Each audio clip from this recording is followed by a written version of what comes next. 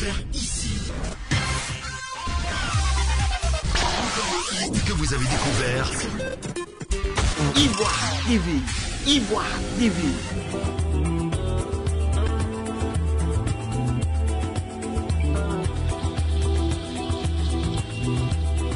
Jeune écrivain ivoirien né en 1996 dans la région des Grands Ponts, précisément dans le département de Grand Laou, notre invité d'aujourd'hui est à sa troisième œuvre littéraire intitulée « Symphonie musicale pour une poésie de la vie ».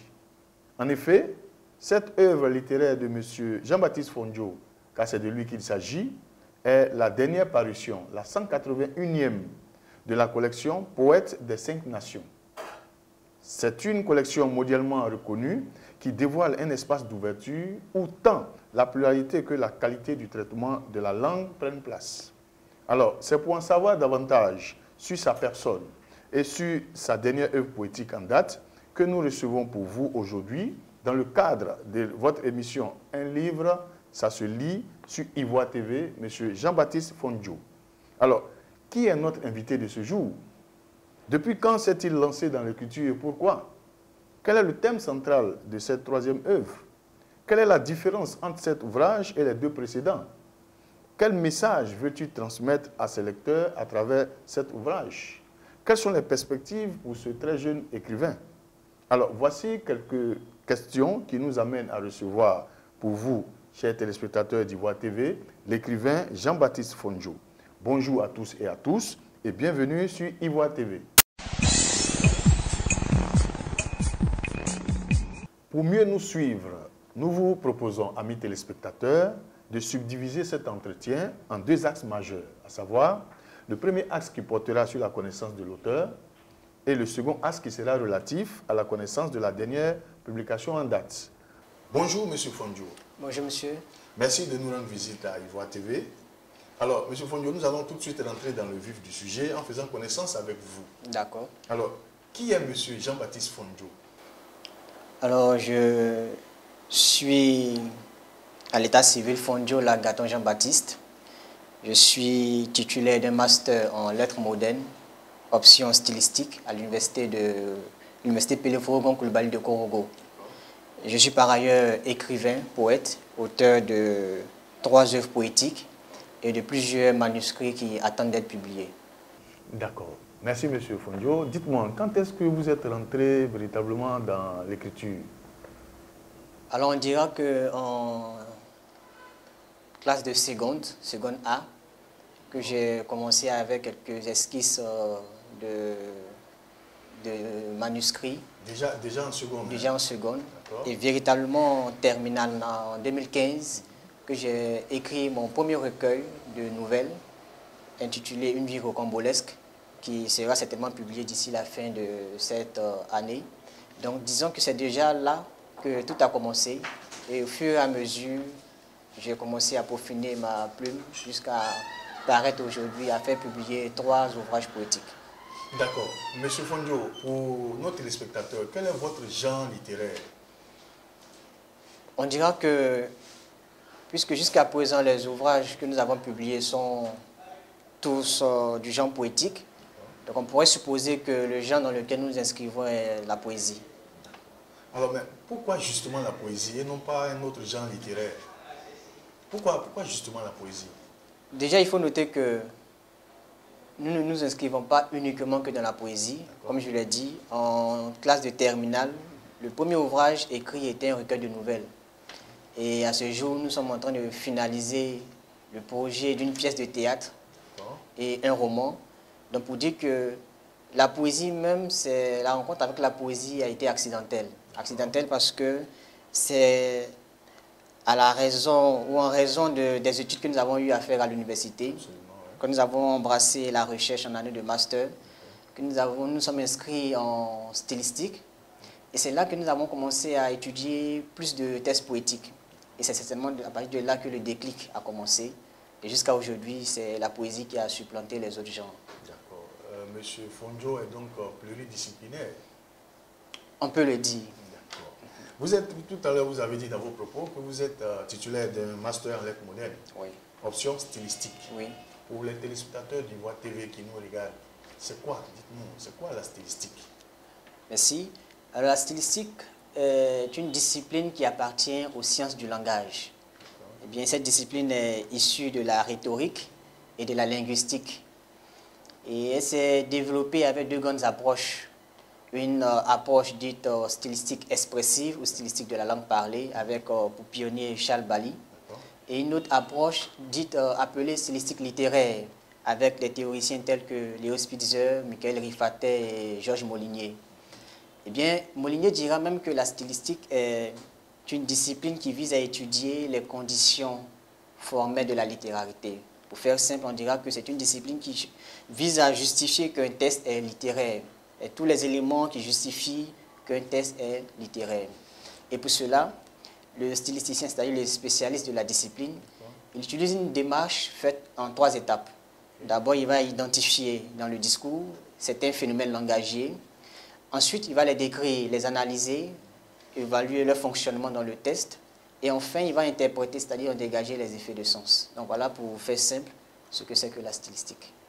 Ok, merci M. Fondjo. Alors, téléspectateurs d'Ivoire TV, vous qui nous prenez en marche maintenant, sachez que nous recevons pour vous, M. Fondjo, dans votre émission, un livre, ça se lit. Pour ce faire, M. Fondjo va nous parler de sa 3e œuvre littéraire qui est parue aux éditions L'Harmattan en janvier 2022. Alors, M. Fondjo, abordons à présent le second volet, le second axe, si vous voulez, de notre entretien qui est relatif à la connaissance de votre dernière publication. Symphonie musicale pour une poésie de la vie. Dites-nous, c'est quoi? Pouvez-vous nous en dire un peu plus? Une poésie de la vie, c'est quoi tout ça? Il faut déjà noter que ce recueil de poèmes est une invitation au voyage de la vie. Un peu pour paraphraser le titre d'un poème de Charles Baudelaire, L'invitation au voyage. Voilà, histoire de partager un peu avec le lecteur notre vision, notre conception de la vie et plus exactement du bonheur. Et donc le mot poésie vient justement exprimer cette relation fusionnelle là, qui existe entre la poésie et la vie. Autrement dit, poésie se veut l'expression de notre état d'esprit optimiste, de notre vision optimiste du monde. Alors, le mot poésie est un mot valise en grammaire. C'est un procédé de création lexicale qui consiste à réunir 2 mots autrefois distincts pour en former un seul. Et donc, dans le mot poésie, vous noterez qu'il y a les mots poésie et vie qui ont donné naissance au mot poésie. Justement, M. Fondjo, on se rend compte à la lecture de votre ouvrage que vous célébrez la vie avec grand V. Oui. Que représente la vie pour vous, M. Fondjo? Est-ce que la vie a été tellement heureuse pour vous, hein, au point de la célébrer à travers un recueil qui couvre 87 pages subdivisées en 4 grandes parties? Dis-moi, la vie vous a-t-elle été heureuse à ce point? Merci pour cette belle question. Donc déjà, pour donner une réponse basique, je dirais que la vie, c'est, comme je l'ai signifié dans l'ouvrage, c'est un cadeau. C'est un magnifique cadeau que nous a offert notre Créateur. Et pourquoi magnifier la vie? La vie a-t-elle été si heureuse? Je ne le dirai pas à 100%, puisque, vous savez, la vie d'un être humain est gorgée d'agitation. Et Rousseau le disait, l'homme est partout dans les fers. Vous voyez un peu? Et donc, c'est vrai que par moments, on rencontre des situations difficiles qui souvent nous enlèvent ce goût-là de vivre, nous fait perdre toute saveur à la vie. Mais comme on le signifie, même quand la vie est assaisonnée de douleur, ne perd pas pour autant sa saveur. Et donc, c'est vrai qu'on a eu par moments des situations difficiles, mais dans l'ensemble, nous avons connu beaucoup de moments heureux. Et c'est cela que nous avons voulu communiquer avec le lecteur. Nous sommes heureux parce que notre vie a désormais un sens. Et nous voulons faire comprendre au lecteur que quelles que soient les vicissitudes qu'il pourra rencontrer dans sa vie, il peut être certain que l'avenir sera meilleur. Et c'est cette conception de l'avenir meilleur que nous avons exprimée dans ce texte avec cette dénomination que nous avons appelée une vie bouquet de fleurs, qui est l'image de cette vie à laquelle tout être humain aspire. Comme quoi, quelles que soient les difficultés de la vie, il faut garder espoir. C'est ça. Ok. Dites-moi, M. Fondjo, il y a 4 poèmes hein, dans votre œuvre. Est-ce que ces poèmes-là, c'est des poèmes différents les uns des autres ou bien c'est des poèmes homogènes? Non, ce ne sont pas des poèmes différents, c'est un tout homogène. C'est-à-dire que c'est le même poème qui couvre les 87 pages, mais qui a été séquentialisé en 4 grandes parties. Mais en réalité, c'est le même texte, comme nous l'avions dit. C'est un texte qui dégage une grande émotivité, qui appelle à la vie, qui suscite le goût ou la beauté de l'existence chez le lecteur, qui incite le lecteur à voir la vie autrement, à la regarder avec beaucoup plus d'enthousiasme, beaucoup plus de sérénité. Donc voilà un peu. Qu'est-ce qui fait la particularité de cette œuvre poétique-là par rapport aux deux autres qui sont déjà sur le marché? Donc déjà, pour rappel, la première œuvre, intitulée « Un animalcule mortel voyage jusqu'au bout du monde », traitait de la question de la Covid-19. Dans cette œuvre, un thème d'actualité d'ailleurs, on présentait de façon picturale la situation d'une humanité flagellée par un virus arrivé ex nihilo, auquel personne ne s'attendait. Et donc nous avons voulu poétiser cette mort psychologique, cette mort sociale, cette mort tout court qui avait vraiment serré de toutes parts l'humanité. Et dans la deuxième œuvre, Freiner la mort précipitée, qui est parue 2 mois après, c'est-à-dire en mai 2021, eh bien, comme vous le voyez déjà à partir du titre, c'est un cri de détresse que lance le poète, qui se veut le porte-voix d'une jeunesse africaine désemparée, déstabilisée, qui ne sait plus à quel sein se vouer. Et dans cette œuvre-là, on dénonce un peu la question du chômage, le phénomène persistant de l'immigration clandestine et bien d'autres choses encore. Et vous verrez que dans cette troisième œuvre, Symphonie musicale pour une poésie de la vie, en fait, là, c'est la vie qui est magnifiée. C'est la vie qui est chantée à travers des vers, à travers une musicalité, à travers une grande émotivité, un lyrisme débordant. Et donc, voilà un peu ce qui fait la particularité de cette œuvre. Mais on dira que cette œuvre est un peu le couronnement des 2 précédentes, parce que les 2 précédentes se terminaient sur une note d'espoir. Et cette œuvre-là continue sur cette lancée-là, en poétisant l'espoir proprement dit. D'accord. Monsieur Fondio, dites-moi, tout à l'heure, quand vous égréniez vos œuvres qui sont sur le marché, j'ai cru comprendre que de mars 2021 à mars 2022, vous êtes à votre 3e œuvre poétique. C'est ça. En un an, vous mettez 3 œuvres poétiques sur le marché. Dites-moi, pourquoi une fréquence si rapprochée? Est-ce que le lecteur que nous sommes, on a eu le temps de digérer les 2 premières œuvres qui sont sur le marché? En un an, vous produisez 3 ouvrages. Qu'est-ce qui explique une telle fréquence rapprochée de vos parutions? Est-ce que c'est l'aspect marketing ou l'aspect communication que vous voulez privilégier? Dites-moi un peu. Je dirais que c'est un peu des deux, dans la mesure où vous avez, c'est difficile pour un jeune écrivain qui commence fraîchement ses pas dans le monde de l'écriture de s'imposer. Et donc généralement quand il fait sortir un ouvrage, les lecteurs sont un peu sceptiques.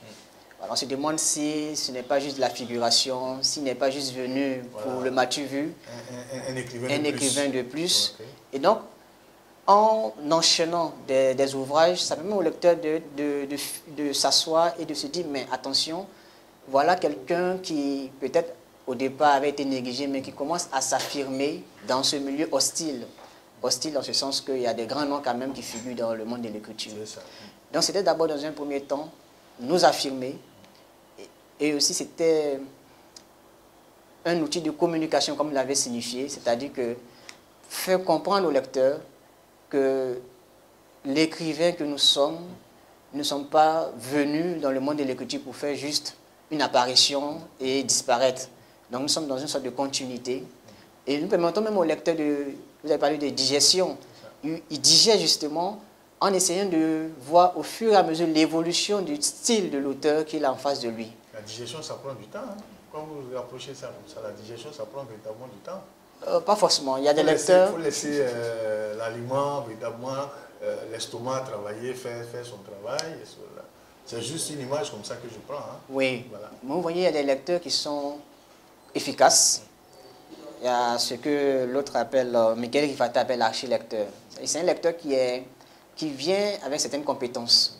Donc ce lecteur-là, il est capable, vous avez dit en un an, un bon lecteur est capable de lire 3 ouvrages et de les digérer efficacement. Ah, ok, d'accord. Oui, un peu. D'accord. Vous êtes très jeune, vous êtes un très jeune écrivain. Après 3 œuvres sur le marché, tout à l'heure dans vos propos, vous avez parlé de milieu hostile, le milieu de l'écriture. C'est un milieu hostile. Après 3 œuvres sur le marché, quel est le retour qui vous est fait? Est-ce que ce retour-là, il est favorable ou il est défavorable? Dites-moi. Dans l'ensemble, on dirait qu'il est très favorable. Parce que la plupart des retours qui nous sont parvenus... Mais tant mieux alors. Oui, la plupart des retours qui nous parviennent nous encouragent à poursuivre. C'est d'ailleurs ce qui justifie certainement cette progression constante, rapide que vous évoquiez à l'instant. Voilà, nous avons le soutien de pas mal de personnes, des enseignants d'université, des étudiants qui nous font assez de retours positifs, et cela nous permet de comprendre que ce que nous sommes en train de faire n'est pas mauvais. Voilà, nous comprenons que ce que nous faisons a de la matière et cela nous encourage à aller de l'avant. D'accord. Est-ce qu'on peut en savoir un peu plus?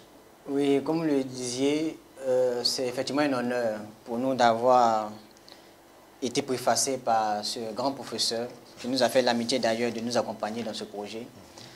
Bien, quand nous avions envoyé le manuscrit de cet ouvrage à l'éditeur, c'est-à-dire à l'Harmattan, bien sûr, le site de l'éditeur, nous avions la possibilité d'échanger avec certains auteurs qui avaient déjà été publiés par l'Harmattan. Et c'est ainsi que j'ai vu apparaître les coordonnées du professeur Patrick Voisin. Il faut dire que j'avais déjà eu à lire certains articles, puisque j'étais en année de master, donc j'avais lu certains articles du préfacier. Et donc, dès que j'ai vu ces coordonnées, j'ai décidé de lui envoyer un mail. Et quand je lui ai parlé de l'ouvrage que je m'apprêtais à publier, je lui ai fait la proposition de nous accompagner pour la préface. Et bien, il nous a fait savoir qu'il allait d'abord prendre connaissance du contenu. Et si le contenu lui parlait, il allait maintenant prendre la décision de nous accompagner. Et bien, 2 à 3 semaines après avoir parcouru minutieusement le contenu du manuscrit, eh bien, le professeur nous a fait un retour favorable. Il nous a dit qu'il a été séduit par le test et il avait donc décidé de nous accompagner pour la préface. Monsieur Fondio, dites-moi, vous êtes titulaire d'un master, donc étudiant, et vous êtes en même temps écrivain. Dites-moi, comment vous arrivez à vous organiser pour concilier ces 2 aspects-là? Il faut noter que ce n'est pas du tout facile. Il y a beaucoup de difficultés, beaucoup d'obstacles. Mais il faut, comme l'avait dit, il faut être surtout bien équilibré. Vous voyez, comme l'écriture, c'est quelque chose que je pourrais appeler maintenant une passion, puisque l'aventure a commencé depuis la classe de seconde, mais véritablement en classe de terminale, et continue jusqu'à présent. Mais quand c'est une passion, on trouve toujours le temps et l'énergie, les moyens nécessaires pour s'y accorder, pour s'y mettre. Et donc, pendant les moments de cours, pendant les moments de rédaction de notre mémoire, on savait faire la part des choses. Quand on avait un temps libre, on essayait de réfléchir sur certaines thématiques que nous voulions aborder dans un prochain manuscrit. Et donc, on est arrivé petit à petit avec cet équilibre-là, même si par moment, l'un ou l'une des 2 activités empiétait sur l'autre. Mais on a réussi à garder notre équilibre. Vous êtes titulaire d'un master en lettres modernes, option stylistique, oui. De l'université Peleforo Gon-Coulibaly de Korogo. Pour les jeunes frères et les jeunes sœurs qui veulent suivre vos traces dans les études, M. Fondio, quels conseils vous pouvez leur donner? Le premier conseil, c'est d'abord de prendre au sérieux leurs études, voilà, de s'y mettre sérieusement, d'être assidu et surtout d'être beaucoup humble, de respecter leurs enseignants, mais aussi c'est de les encourager à se défaire de certains vices, malheureusement dans lesquels beaucoup de jeunes s'adonnent aujourd'hui. Voilà, ce genre de vices ne feront que les éloigner de leur but, de leurs objectifs, de leurs priorités.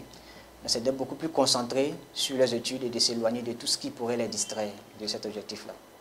Pour terminer notre entretien, M. Fondio, où peut-on se procurer vos ouvrages? Est-ce qu'on peut avoir vos contacts pour des commandes à venir?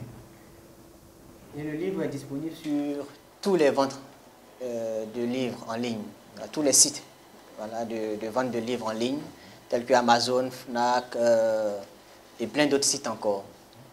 Maintenant, également, ici, il y a des librairies telles que la librairie de France et même les autres librairies, on peut passer la commande pour pouvoir avoir accès à l'ouvrage. Maintenant, les contacts sont le 07, le 78, le 60, 25 86. On le prend. Le 07 78 60 25 86 ou encore le 05 85 44 32 17. Ça, ce sont les contacts de l'auteur avec qui on peut avoir accès à l'ouvrage. Merci, M. Fondio. Téléspectateurs d'Ivoire TV, nous recevions pour vous M. Jean-Baptiste Fondio, jeune écrivain ivoirien qui a sa troisième œuvre poétique de 87 pages et intitulée Symphonie musicale pour une poésie de la vie. Nous espérons avoir cerné pour vous tous les contours de sa vie livresque. Sinon, M. Fondio est disponible au contact qui s'affiche au bas de votre écran. Vous pouvez également suivre cette émission sur nos 3 canaux officiels de diffusion, à savoir sur Facebook officiel Ivoire TV et sur www.ivoiretv.net et sur notre chaîne YouTube ivoiretv.net. Quant à moi, Simon Elie, j'ai été très heureux d'être en votre compagnie. Merci de rester fidèle sur votre média en ligne et à bientôt pour une autre émission. Vous avez découvert ici. Que vous avez découvert Ivoire TV. Ivoire TV.